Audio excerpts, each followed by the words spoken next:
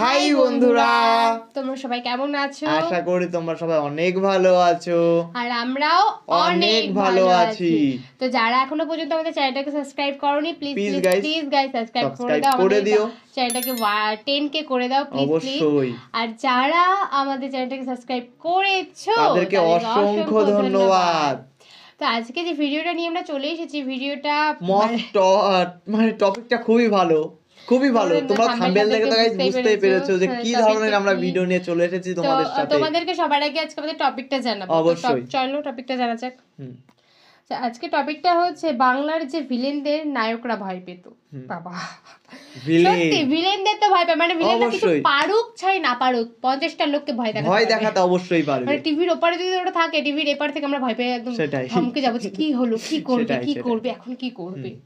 তো তেমনই একটা ভিডিও নিয়ে আমরা চলে এসেছি। তো ভিডিওটা বেশ ধামাকাদার হতে চলেছে, খুবই ধামাকাদার, খুবই ইন্টারেস্টিং একটা ভিডিও নিয়ে আমরা চলে এসেছি তোমাদের ভিতরে। তো আমাদের ফুল ভিডিওটি তোমরা আমাদের ডেসক্রিপশন বক্সে অবশ্যই পেয়ে যাবে, তো সেখান থেকে চেক আউট করে নিও। আর ভিডিও যদি ভালো লেগে থাকে তবে একটা লাইক কমেন্ট শেয়ার করো গাইস।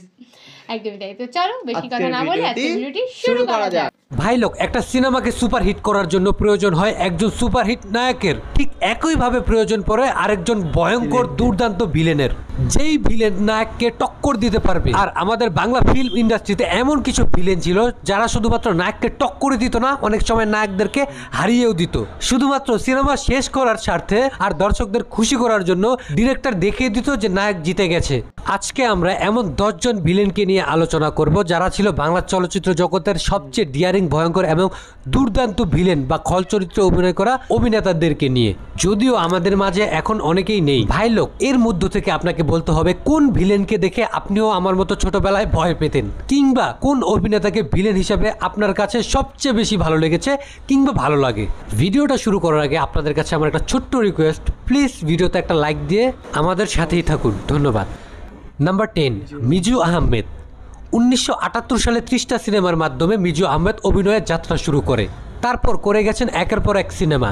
তবে মিজু আহমেদকে আমরা বেশিরভাগই সিনেমায় দ্বিতীয় ভিলেন হিসেবে দেখতে পেতাম। তাকে বেশিরভাগ ডিপজলের সাথেই দেখা যেত। তার একটা বিশেষ গুণ হলো তিনি সিনেমায় তাদের কুষ্টিয়ার ভাষাতেই ডায়লগ বলতেন, যা সিনেমায় অরিজিনালিটি ধরে রাখত। ভাই লোক, কোন সিনেমায় তার ভিলেন চরিত্র আপনার স্মরণীয় অবশ্যই কমেন্টে জানাবেন।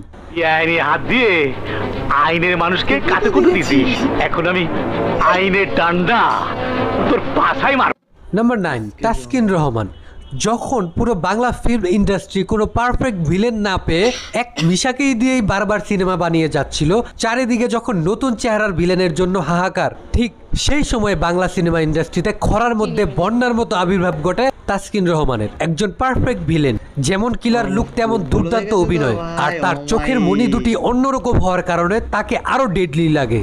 শুধুমাত্র ঢাকা অ্যাটাক সিনেমায় ভিলেন চরিত্রে অভিনয় করেই দর্শকের মধ্যে জনপ্রিয় হয়ে উঠেছেন এই তাসকিন রহমান। ঢাকা অ্যাটাক সিনেমায় তার অভিনয় এতটাই প্রশংসা পায় যে মানুষ নায়ককেই ভুলে যায়। শুধু তাই নয়, তার সর্বশেষ রিলিজ হওয়া সিনেমা ক্যাসিনোতেও তার অভিনয়ের ধারে কাছেও আসতে পারেনি সিনেমার নায়ক নীরব হোসেন। তোমাকে নিয়ে আরেকটু জমিয়ে খেলার প্ল্যান ছিল চাচ্চু। নাম্বার 8, সাদেক বাচ্চু। ভিলেন হতে গেলে যে উঁচা লম্বা দানবের মতো হতে হবে, এই ধারণাটি সম্পূর্ণ ভেঙে দিয়েছে বিখ্যাত এই অভিনেতা সাদেক বাচ্চু। শুধুমাত্র মাথার কূটনীতি বুদ্ধি দিয়ে হিরোকে কিভাবে ধরাশায়ী করা যায় এটা সবচেয়ে ভালো জানতেন সাদেক বাচ্চু। আপনি হয়তো জানেন না যে প্রয়াত স্যার সাদেক বাচ্চু ডাক বিভাগে একজন কর্মী ছিলেন। কোট টাই পরা জেন্টলম্যানের অভিনয়টা বেশ ভালো করতেন, যার কিনা পরের সম্পত্তির ওপর সবসময় লোভ থাকতো। একজন ভিলেন হিসেবে তার দেখা অন্যতম সেরা সিনেমা হলো সুন্দরী বধূ। তার নামে এত লক্ষ টাকার সম্পত্তি, তারে লেখাপড়া করানো যাবে না, বুদ্ধিমান হলে বিপদ হবে। নাম্বার 7, নাসির চৌধুরী। সিনেমায় দুশ্চরিত্রের সেনাপতির অভিনয়টা বেশ ভালো করতেন নাসির চৌধুরী। আমরা তাকে অভিনয়ের শুরু থেকেই মুখে চাপদারি আর খানদানি মুচরেকে দাপটের সঙ্গে ভিলেন চরিত্রে অভিনয় করতে দেখেছি। অভিনয়ের দিক থেকে ডিপজল, মিশা, আহমেদ শরীফ কাউকেই কখনো ছাড় দেয়নি। শুধু তাই নয়, ভিলেন হিসাবে তিনি কাজ করেছেন বাংলার সবচেয়ে ব্যবসা সফল সিনেমা বেদের মেয়ে জ্যোৎস্নায়ও। সেনাপতি, তোমার হুকুম চলে বাদশাহ গ্রামের মহলে, আমার ত্রিসীমানা নয়। Number 6, sir ATM Shamsuzzaman. ATM Shamsuzzaman sir ছিল বাংলা চলচ্চিত্র জগতে এমন একমাত্র ভিলেন অভিনেতা যিনি কিনা একটা ভিলেন ক্যারেক্টারকে দর্শকের সামনে এমনভাবে প্রেজেন্ট করতো যে দর্শক সেই ভিলেনকে দেখে মজা পেত, হাসতো, আবার পুরো মাত্র একটা ডায়লগের মাধ্যমে পুরো সিনারি বদলে দিতেন। দর্শককে যেমন তার অভিনয়ের মাধ্যমে মজা দিতেন, ঠিক একইভাবে ভয়ও পাইয়ে দিতেন। তাকে শুধুমাত্র ভিলেন অভিনেতা বললে ভুল হবে, তিনি ছিলেন একজন গুণী এবং লিজেন্ডারি অভিনেতা। আমার দেখা তার অন্যতম সেরা ভিলেন ক্যারেক্টার করা সিনেমা হলো মোল্লাবাড়ির বউ।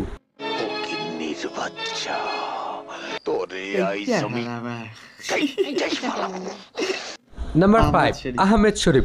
একটা সিনেমায় দর্শক নায়কদের রক্ত গরম করা ডায়লগ শুনে হাতে তালি দেয়, মুখে সিটি বাজায়, অথচ স্যার আহমেদ শরীফ যে সকল সিনেমায় ভিলেন ক্যারেক্টার প্লে করেছেন সেই সকল সিনেমায় তার হুঙ্কারে অনেক সময় নায়কদেরই ডায়লগ চাপা পড়ে যেত। সুস্পষ্ট এগ্রেসিভ ডায়লগ ডেলিভারি দিতেন আহমেদ শরীফ। তাকে আমরা বেশিরভাগই সিনেমায় একজন মাফিয়া অথবা গ্যাংস্টারের রোলে দেখতে পেতাম, তবে সাপুরি অথবা তান্ত্রিক ক্যারেক্টারটা তার ছিল খুব পছন্দের একটা ক্যারেক্টার, যার কারণে বেশ কিছু সিনেমায় আমরা তাকে সাপুরির রোলে দেখতে পেয়েছিলাম। সর্বশেষ আমরা তাকে শাকিব খানের রাজকুমার সিনেমায় অল্প কিছুক্ষণের জন্য দেখতে পেয়েছি, কিন্তু সেই অল্প কিছুক্ষণের স্ক্রিন প্রেজেন্টে সে যে অভিনয়টা করেছে তার ততটুক অভিনয় সবার অভিনয়কে ছাড়িয়ে গেছে। আমি কি জানো? আমি হলাম ভয়াবহ এইডস, নিখাত মৃত্যু। নাম্বার 4, ওয়াসিমুল বারি রাজীব, যাকে আমরা রাজীব নামেই চিনি। স্যার রাজীব যে ভিলেন হিসেবে কতটা ভয়ঙ্কর ছিল সেটা তার দাঙ্গা সিনেমার একটা ডায়লগের মাধ্যমেই বোঝা যায়। আমি মাইন্ড করছি। বলা যায় দীর্ঘ সময় নায়কদেরকে শাসন করে গেছে বিখ্যাত এই অভিনেতা। তিনি রাজনৈতিক সিনেমায় কাজ করতে বেশ পছন্দ করতেন। তার একটা বিশেষ গুণ হলো তিনি বেশ ভালো ভাষণ দিতে পারতেন। সিনেমায় একজন দুশ্চরিত্র নেতা হিসেবে আমরা তাকে বহুবার দেখতে পেয়েছি। তার এত এত অমায়িক ভিলেন ক্যারেক্টারে কাজ করা সিনেমা রয়েছে যা বলে শেষ করা যাবে না। 11 মোর্চা দল একত্রিত কর, ওরা স্বরাষ্ট্র মন্ত্রীর বিপক্ষে, মানে তার অপকর্মের প্রতিবাদ সভা করবে, হরতাল ডাকবে। নাম্বার 3, মিশা সওদাগর। বাংলা চলচ্চিত্র জগতে একজন ভিলেন হিসেবে সবচেয়ে বেশি সিনেমা করেছে মিশা সওদাগর, যিনি প্রায় 800টি সিনেমায় অভিনয় করেছেন। তাকে আমরা এক একটি সিনেমায় এক এক রূপে দেখতে পেতাম। একজন ভিলেন দেখতে যত রকম হতে পারে আমরা তাকে দেখেছি। 1990 সাল থেকে শুরু করে আজ অবধি বাংলা ফিল্ম ইন্ডাস্ট্রিতে ভিলেন হিসেবে একাই রাজ করে যাচ্ছেন মিশা সওদাগর। তার একটা বিশেষ গুণ ছিল, এক একটি সিনেমায় তাকে এক একটি বিশেষ ছন্দ মেলানো ডায়লগ দেওয়া হতো। নাম আমার খন্দকার, যে চাই বিপক্ষে আমার, হয় তার জীবন অন্ধকার। তবে আমার মতে তার সিনেমাগুলোর মধ্যে অন্যতম সেরা ভিলেন ক্যারেক্টার হলো আরফিন শুভর সিনেমার মুসাফিরে স্পাই এজেন্ট হেড ক্যারেক্টারটি। শুধু স্ত্রী নয়, আফরিনের পেটে 8 মাসের শিশু সন্তান ছিল আমার। নাম্বার 2, মনোয়ার হোসেন ডিপজল। ছোটবেলায় যদি কাউকে সিনেমায় দেখে ভয় পেতাম সেটা হলো একমাত্র ডিপজল। বড় বড় চোখ আর ভয়ঙ্কর হাসি দেখে মনে হতো যে এর কাছ থেকে নায়ক কে বাঁচাবে। তার এক একটা ডায়লগ এখন আইকনিক ডায়লগ হয়ে গেছে। তোর মরণের চুলকানি উঠছে, আমি তোরে মলম লাগাই দেবো। তিনি কিন্তু সিনেমায় চিল্লাচিল্লি খুবই কম করতেন, খুবই শান্তভাবে ডায়লগ দিতেন, কিন্তু সেই ঠান্ডা ডায়লগ শুনেই অনেকের বুক কেঁপে যেত। ডিপজল বাংলা চলচ্চিত্র জগতে এমন একজন ভিলেন ছিল যার সিনেমার গান বাজিয়ে এখন পর্যন্ত ছেলেমেয়েরা নাচে, যেন বিয়ে মানেই ডিপজলের গান। কিন্তু সিনেমায় একমাত্র মান্না বাদে ডিপজলের সামনে কেউ টিকতে পারতো না। শুধুমাত্র সিনেমা শেষ করার খাতিরেই ডিরেক্টর ভিলেনকে হারিয়ে নায়ককে জিতিয়ে দিত। কিন্তু সিনেমায় ডিপজলকে যতটা পাওয়ারফুল আর ডেডলি দেখানো হতো সেই হিসাবে নায়করা তার সামনে কিছুই না। তার ডেডলি ভিলেন ক্যারেক্টার করা বহু সিনেমা আছে, তার মধ্যে অন্যতম একটা সিনেমা হলো কষ্ট। সেই কষ্ট সিনেমার মধ্যে সোনা মিয়া ক্যারেক্টারটা আমার ফেভারিট। নাম সোনা মিয়া, বোঝেন নাই হিন্দু না মুসলমান, এটা আমার ছদ্মবেশ। নাম্বার 1 কে সেটা জানার আগে আপনাদের কাছে আমার একটা ছোট্ট রিকোয়েস্ট, প্লিজ চ্যানেলটা সাবস্ক্রাইব করে একটা লাইক দিয়ে আমাদের পাশেই থাকুন। আর যদি এরকম আরো ইন্টারেস্টিং ভিডিও দেখতে চান তাহলে কিন্তু সাবস্ক্রাইব করতে মিস করেন না। Number 1, sir Humayun Faridi. Comedy, emotion, expression, dialogue সব দিক থেকে একজন স্বয়ংসম্পূর্ণ পাওয়ারফুল অভিনেতা ছিলেন হুমায়ুন ফরিদি, যিনি কিনা যে কোনো মজার সিনকেই শুধুমাত্র একটা ডায়লগের মাধ্যমেই ভয়ঙ্কর করে তুলতে পারতেন।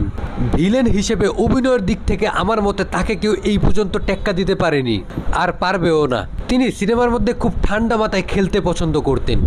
তিনি বাংলার একমাত্র ভিলেন যাকে এখন পর্যন্ত অনেক অভিনেতারা আইডল মনে করে। সিনেমার মধ্যে একই সিনকে তিনি হাসি, কান্না, রাগ, ক্ষোভ দিয়ে থমথমে পরিবেশ সৃষ্টি করে ফেলতেন। আমার দেখা তার অন্যতম সেরা ভিলেন ক্যারেক্টার হলো সালমান শাহর আনন্দ অশ্রু সিনেমার মধ্যে ছোট জমিদারের চরিত্রটি। আমি দেওয়ান, শরীফ দেওয়ান, দেওয়ান বাড়ির ছোট দেওয়ান। কোথায় ক্ষমা করতে হবে আর কোথায় শাসন করতে হবে তা আমি ভালো করে জানি। ভাই লোক, এই তালিকাটি টিম সজীবের ডাইরেক্ট পয়েন্ট তাদের ব্যক্তিগত মতামত থেকে তৈরি করেছে। আপনার ব্যক্তিগত মতামত কিন্তু আমাকে জানাতে ভুলবেন না। আর বাংলা সিনেমার কোন ভিলেন ক্যারেক্টার অভিনয় করা অভিনেতাকে সবচেয়ে বেশি ভালো লাগতো কিংবা সেরা মনে হতো অবশ্যই। তো বন্ধুরা, তোমরা তো সবাই দেখলে ভিডিও, কার ফেভারিট ভিলেন কে? ও ভাই, মারাত্মক, পুরো রসগোল্লার মতন চোখগুলো। আর গাইস, কার ফেভারিট মানে ফেভারিট ভিলেন? ভাই ভিলেনও তো অবশ্যই সবাদের ফেভারিট হয়, তো কার কোন ফেভারিট ভিলেন? একটা মুভিতে যেমন একটা নায়কের দরকার, একটা ভিলেনেরও কিন্তু দরকার, দুজনেরই সমান অধিকার আছে। একটা ভিলেন না থাকলে একটা সিনেমা হয় না, বা একটা নায়ক না থাকলে একটা সিনেমা হয় না, ডাউন হয়ে যায়। তোমাদের কোন ভিলেনটাকে সবথেকে বেশি ভালো লাগে আমাদেরকে অবশ্যই কমেন্ট সেকশনে জানিও। আমরা কিন্তু চেক আউট করব। মানে তোমরা যেমন আমাদের তোমার চ্যানেলটাকে চেক আউট, মানে ভিডিওটাকে চেক আউট করবে, আমরা তখন তোমাদের কমেন্টটাকে চেক আউট করব। আর অবশ্যই আমরা করি, তোমরা সবাই জানো গাইস। তো তোমাদের আমাদের ভিডিওগুলো ঠিক কেমন লাগে সেটাও কিন্তু জানাতে ভুলো না। অবশ্যই এটা লাইক কমেন্ট শেয়ার তো অবশ্যই করো। তোমাদের জন্য কিন্তু আমরা বসে থাকবো গাইস, দেখবো কিন্তু যে সত্যি যে তোমরা শেয়ার হচ্ছে কিনা। হ্যাঁ সেটাই। আর কমেন্টে তোমাদের জানিয়ে মানে জানিয়ে যেও গাইস, জানিয়ে যেও যে তোমাদের কি ধরনের ভিডিও চাই, সেই ধরনের ভিডিও আমরা রিঅ্যাকশন দেবো গাইস। তো চলো আজকের মতো টাটা।